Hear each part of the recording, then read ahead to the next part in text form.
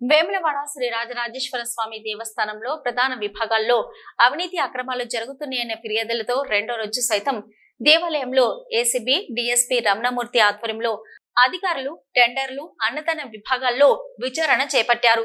స్వామివారి ఆలయంలో వివిధ రకాల టెండర్లను ఏ పద్ధతిపై చేపట్టారని ఆలయ ఉన్నతాధికారులను ప్రశ్నించారు. అలాగే దేవాలయ ఆధ్వర్యంలో నిర్వహిస్తున్న నిత్యాన్నదానంలో కూడా పలు రికార్డులను పరిశీలించారు.